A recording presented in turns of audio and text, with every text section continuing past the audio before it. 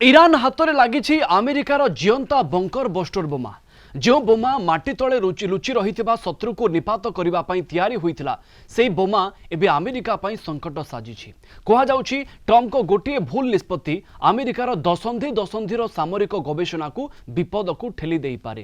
Iran ହାତରେ ଲାଗିଥିବା ଏହି ବୋମାରେ ଅଛି JDAM ଗାଇଡେଡ୍ କିଟ୍ ଏବଂ ମଲ୍ଟିପଲ୍ ଫ୍ୟୁଜ୍, ଯାହା ଅତ୍ୟନ୍ତ ସଠିକତା ସହିତ ଲକ୍ଷ୍ୟ ଭେଦ କରିବାରେ ମାହିର।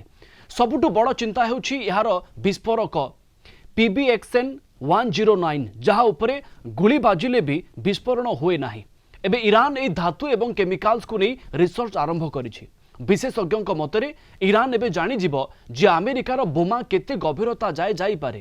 ସେହି ଅନୁସାରେ ଇରାନ ନିଜର ପରମାଣୁ କେନ୍ଦ୍ରଗୁଡ଼ିକୁ ମାଟିର 100 ମିଟର ତଳେ କଂକ୍ରିଟ ଏବଂ ଲୁହାର ଏକ ଅଭେଦ୍ୟ କବଚରେ ଢାଙ୍କି ଦେଇପାରିବ। ଫଳରେ ଭବିଷ୍ୟତରେ ଆମେରିକାର କୌଣସି ବୋମା ଇରାନରେ ୟୁରାନିୟମ୍ ଭଣ୍ଡାରକୁ ଛୁଇଁ ବି ପାରିବ ନାହିଁ। ତେବେ ସବୁଠୁ ବଡ଼ ବିପଦ ହେଉଛି ଚୀନ। ଇରାନ ଏବଂ ଚୀନ ମଧ୍ୟରେ ଥିବା ଗୁପ୍ତ ପ୍ରତିରକ୍ଷା ଚୁକ୍ତି ଅନୁଯାୟୀ ଇରାନ ଏହି ଆମେରିକୀୟ ଟେକ୍ନୋଲୋଜି ଚୀନକୁ ହସ୍ତାନ୍ତର କରିପାରେ। ବଦଳରେ ଚୀନ ଇରାନକୁ ମିସାଇଲ, ବ୍ୟାଟେରୀ ଏବଂ ଡ୍ରୋନ୍ କମ୍ପୋନେଣ୍ଟ ଦେଉଛି।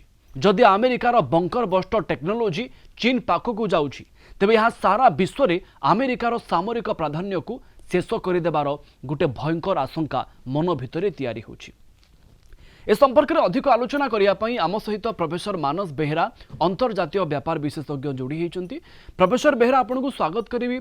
आपन को भी लगुच जदि यही खबरटी सत होता है, जदि ईरान हाथ में अमेरिकार बंकर बस्टर जदि लगी ताहले अमेरिका पई ये चिंताजनक हो पारे।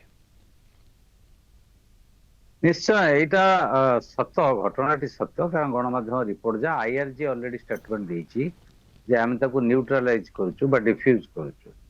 ये बंकर बस्टर बॉम्बिंग जो प्रक्रिया माटी तळुकु जीवो एवं स्टील कंक्रीट को भेदी की जीवो। तेणु ये अमेरिका सबुठ एडवांस पृथ्वी रे चाइना पाखरे से टेक्नोलॉजी अच्छी, किंतु अमेरिकार जो B-52 स्टील बॉम्बर जोटा बॉम्बिंग आर्थर से आक्रमण करथिला परमाणु केंद्र नातांजा उपरे एवं ये जो तीनोटी जीवंत बोमा अफुटा बोमा ईरान रे पड़ीथिला एवं ताकू आईआरजी पाइछि। तेणु तापरे आपण जदि इतिहास टाकू देखिबे शहीन ड्रोन जोटा पृथ्वीर वर्तमान एक शक्तिशाली सफल एवं पिन पॉइंटेड ड्रोन जोटा ईरान पाखरे अछि बा ईरान बहु संख्या तैयारी करूछि ताके युद्धर व्यवहार कला एवं अमेरिकार जो सामरिक घाटी मध्य प्राच्य रे ताको अनेक परिमाण ध्वंस करिवारे शाहीन ड्रोन सहायक होइछि साहाय्य करछि। से शाहीन ड्रोन अमेरिकार अतीत रे एक ड्रोन पड़ीथिला ताकू उद्धार करिके माने तार टेक्नोलॉजी यूज करिकि सेते मोपेड इंजन लगेकी शाहीन ड्रोन तैयारी करथले जा आज सफलतार कहानी युद्ध रे ईरान रो जो प्रति आक्रमण रे रचुछि। ठीक एक्जेक्टली से आशंका देखाउछि तीनोटी जो अति उन्नत धरणर एवं अति तळकु जाई परथवा स्टील कंक्रीट के भेद करि परथवा ए जो बोमा बंकर बस्टर बोमा ता कुआ होछि। याकू पाइला माने तार टेक्नोलॉजी सन खोली के बाहर कर देबे कोथरे तयारी हेछि कैपेसिटी केते जहां आपण कहले परमाणु केंद्र ओडी को भितर रखी की ताकू सुरक्षित करि परियो। आउ गोटे बड़ संभावना होछि चीन पाखु टेक्नोलॉजी चली जीवो। चीन पाखु गले चीन पाखर ते टेक्नोलॉजी अछि कि जानि दबा अमेरिकार एते दिन गवेषणा करी जो अवस्था रे से माने उन्नत अवस्था रे पहुंचंती बा दाबी करूछन आमे बंकर बस्टर बोमारे विश्व रे नंबर 1। तेणु से दाबीटा तार सहजरे चली जीवो एवं ईरान से टेक्नोलॉजी व्यवहार करे कारण आमे अतीत देखछती ईरान एते प्रमाणर सामरिक अस्त्र तैयारी करिछि।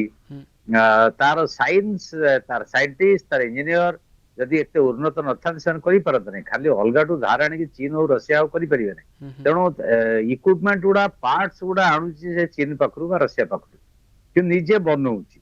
तेणु ईरान पाखरे से कारीगरी कौशल अच्छी, कारीगरी ज्ञान अच्छी, कारीगरी गवेषणा अच्छी, विज्ञान मध्य अच्छी।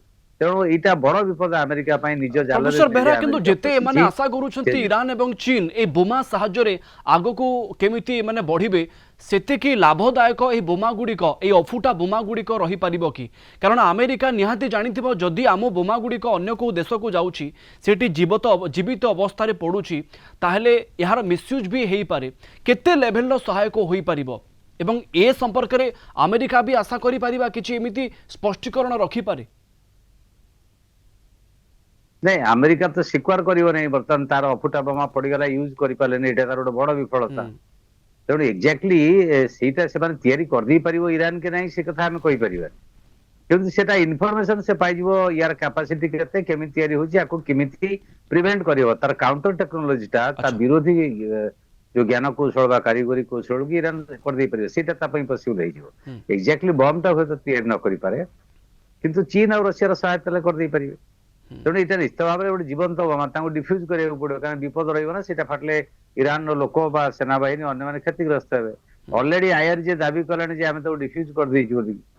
ତେଣୁ ତିନିଟାଙ୍କ ତାର ଭିଜୁଆଲ ମଧ୍ୟ ଏଟା ବନ୍ଧା ପ୍ରଫେସର ହେଇକି ବେହେରା ରସିରେ ଚୀନ ଟଙ୍ଗା ହେଇକି କି ବୁଲୁଛି ଇରାନ ଦେଖି। ହେଇଗଲେ ଏମାନେ ଏହି ବୋମାର କାଉଣ୍ଟର କାଢି ପାରିବେ କିନ୍ତୁ ଆମେରିକା ଭଳି ଏମିତି ବୋମା ମାନେ ତିଆରି କରିପାରିବେ କି ଏ ସାମର୍ଥ୍ୟ ତାଙ୍କ ପାଖରେ ରହିବ କି ଆଗକୁ? ଚୀନ ପାଖରେ ତ ଡେଫିନେଟ ରହିବ। ଚୀନ ବହୁତ ଆଗରେ ତାର ମଧ୍ୟ ବଙ୍କର ବଷ୍ଟର ବୋମା ଟେକ୍ନୋଲୋଜି ଅଛି। ଚୀନ ପାଇଁ ଅସମ୍ଭବ ନୁହେଁ। ଚୀନ ସାଇନ୍ସରେ ବା ବର୍ତ୍ତମାନ ଫୋର୍ଥ ଜେନେରେସନ ଇଣ୍ଡଷ୍ଟ୍ରିଆଲ ଟେକ୍ନୋଲୋଜିରେ ଅଛି ଚୀନ। ତେଣୁ ଚୀନ ପାଇଁ ଏଇଟା ଅସମ୍ଭବ ନୁହେଁ। ଇରାନ ପାଇଁ ଏଇଟା କଷ୍ଟକର ହେଇପାରେ ଅସମ୍ଭବ ନହେଲେ ବି ଏଇ ଧରଣର ବୋମା ତିଆରି କରିବା ବଙ୍କର ବଷ୍ଟର ବୋମା କିନ୍ତୁ ଚୀନ ସହାୟତାରେ ସେ କରିଦେଇ ପାରିବ। ଚୀନ ଯଦି ଟେକ୍ନୋଲୋଜି ପାଇବ ସେ କରିଦେଇ ପାରିବ। ଚୀନ ପାଖରେ ନାହିଁ ସେ କଥା ନୁହେଁ କିନ୍ତୁ ଚୀନ ଆମେରିକାର ଟେକ୍ନୋଲୋଜି ଜାଣିଯିବ। ଯାହା ହେଲେ ବି ସାମଗ୍ରିକ ଭାବରେ ଯଦି ବିଶ୍ଳେଷଣ କରିବେ ଏଇଟା ଆମେରିକା ପାଇଁ ଆତ୍ମଘାତୀ ହେଲା। ଆମେରିକାର ଯେତେବେଳେ କୌଶଳଟା ଏଟା ତାର ଟପ୍ ସିକ୍ରେଟ ସେ କାହାରିକି ଦିଅନ୍ତିନି ନର୍ମାଲି ତ ସେ ଡେଫିନେଟଲି ଏ ଟେକ୍ନୋଲୋଜିଟା ସେମାନେ ପାଇଯିବେ। ରଷିଆ ବି ପାଇଯିବ। ରଷିଆ ପାଇଁ ଅସମ୍ଭବ। ରଷିଆର ଇଞ୍ଜିନିୟର ଅଲରେଡି ଅଛନ୍ତି ସେଠି। ସେ ଯୋଉ ନ୍ୟୁକ୍ଲିୟର ପ୍ଲାଣ୍ଟ ଗୁଡିକରେ ରଷିଆର ଇଞ୍ଜିନିୟର ଅଛନ୍ତି ଯୁଦ୍ଧ ବେଳେ ସେମାନେ ପଳେଇ ଆସିଥିଲେ। ତେଣୁ ସେମାନେ ଦେଖିଲେ ତାର ଟେକ୍ନୋଲୋଜି ଜାଣିପାରିବେ ତ ସାଙ୍ଗେ ସାଙ୍ଗେ ଜାଣିବେନି ତାକୁ ଖୋଲିକି ତନ୍ନ କରି ବିଶ୍ଳେଷଣ କରିକି କୋଉଥିରେ ତିଆରି ହେଇଛି କୋଉ କୌଶଳରେ ତିଆରି ହେଇଛି ସବୁ କଥାକୁ ବିଶ୍ଳେଷଣ କରି ପାଇଯାଇ ପାରିବେ। ଅଲ୍ଟିମେଟଲି ଏଇଟା ଆମେରିକାର କ୍ଷତି ହେଲା। ଆମେରିକା ଷ୍ଟେଟମେଣ୍ଟ ଦେଇପାରୁ ନ ଦେଇପାରେ ଆମେ ତ ଜାଣିନାହାନ୍ତି ଏପର୍ଯ୍ୟନ୍ତ ଆମେରିକାର କୌଣସି ବକ୍ତବ୍ୟ ଆସିନାହିଁ। କିନ୍ତୁ ଆମେରିକା ତ ତାକୁ ନେଇପାରିବନି ତା ଦାବି ହେଇପାରିବନି ଦାବିଦାର ହେଇପାରିବନି। ଆମେରିକା ଏକ୍ସପୋଜ ତାହେଲେ ବଙ୍କର ପ୍ରଫେସର ବଷ୍ଟର ବେହେରା ଅନୁମାନ ବମ୍ବିଂ ଏଇଆ କରିଛି ବୋଲିକି କରାଯାଇପାରେ ଏକ୍ସପୋଜ। କି ଇରାନ ଠାରୁ ଚୀନ ଅଧିକ ଲାଭ ପାଇବ ଏହା ଦ୍ୱାରା କାରଣ ପ୍ରତିରକ୍ଷା ବଜେଟ୍ ବଢ଼ୁଛି ଏବଂ ବାରମ୍ବାର ଆମେରିକା ସହିତ ତାର କମ୍ପିଟିସନ୍ ରହୁଛି। ଯଦି ଆମେରିକାର ଗୋଟେ ଅଫୁଟା ବୋମା ମିଳିଯାଉଛି ଇରାନକୁ ଏବଂ ଇରାନ ମାଧ୍ୟମରେ ଚୀନର ଲ୍ୟାବକୁ ଏ ବୋମାର ଅନେକ କେମିକାଲ୍ସ ଏବଂ ଅନେକ ଦ୍ରବ୍ୟ ଗୁଡ଼ିକ ଆସୁଛି ତାହେଲେ ଏହା ବି ଆପଣ କହିପାରିବେ ଆଗକୁ ଚୀନ ମଧ୍ୟ ସେହି ଧରଣର ବା ତାଠୁ ଅଧିକ ଶକ୍ତି ବଢ଼ାଇବାକୁ ଚେଷ୍ଟା କରିବ। ନିଶ୍ଚୟ ଏଟା ସ୍ୱାଭାବିକ କଥା କାରଣ ଟେକ୍ନୋଲୋଜି ପାଇବ ସିଏ ଆଉ ତାକୁ ବ୍ୟବହାର କରିବ ନ କରିବ ଅଲଗା କଥା। ଟେକ୍ନୋଲୋଜି ତ ପାଇବାଟା ଇଟସେଲ୍ଫ ଗୋଟେ ବଡ କଥା। ତେଣୁ ଆମେରିକା ତ କ୍ଷତି ହବ ଏଥିରେ ସନ୍ଦେହ ନାହିଁ। କିନ୍ତୁ ଡିଫେନ୍ସ ବଜେଟ ଯୋଉ କଥା କହିଲେ ସବୁଠୁ ବେଶୀ ବଜେଟ ହଉଛି ଆମେରିକାର। ଟ୍ରମ୍ପ ଏଇଥର ପେଣ୍ଟାଗନ ଦାବି କରିଛି ଡବଲ ମାନେ 50% ଅଧିକ ଡିଫେନ୍ସ ବଜେଟ ଦାବି କରିଛି। ତାର ପୃଷ୍ଠଭୂମି ହଉଛି ତାର ମିଜାଇଲ ନାହିଁ ଡ୍ରୋନ ନାହିଁ। ତାର ଅନେକ ପରିମାଣର କ୍ଷତି ହେଇଛି ଏ ଯୋଉ ଇରାନ ଯୁଦ୍ଧରେ ଅନେକ କମି ଯାଇଛି ତାର ଯୋଉ ମିଜାଇଲ ସଂଖ୍ୟା ହଉ ବା ଡ୍ରୋନ ସଂଖ୍ୟା ହଉ ତାକୁ ସେ ତିଆରି କରିବାକୁ ଚାହିଁବ। ଏବଂ ଏଇ ଯୋଉ ବଙ୍କର ବଷ୍ଟର ବମ୍ ଗୁଡା ବହୁତ ଏକ୍ସପେନ୍ସିଭ ବହୁତ ବ୍ୟୟବହୁଳ ଏବଂ ଟାଇମ ଲାଗେ ତିଆରି କରିବା ପାଇଁ। ତେଣୁ ଏଇଟା ସହଜରେ ସାଙ୍ଗେ ସାଙ୍ଗେ ହେଇଯାଏନି। ତେଣୁ ଆମେରିକାର ତ ଏକରେ 3ଟି ବମ୍ ଫୁଟିଲା ନାହିଁ ସେଠି ପଡିକି ରହିଲା ତାକୁ ସେମାନେ ଡିଫ୍ୟୁଜ କରିବେ। ଇରାନ ବାଲା ଯଦି ଡିଫ୍ୟୁଜ ନ କରିପାରିବେ କାହାର ସାହାଯ୍ୟ ଆଣିବେ। କିନ୍ତୁ ଆଇଆରଜି ଦାବି କରିଛି ଅଲରେଡି 3ଟା ବମ୍ ଡିଫ୍ୟୁଜ ହେଇଛି ବୋଲି।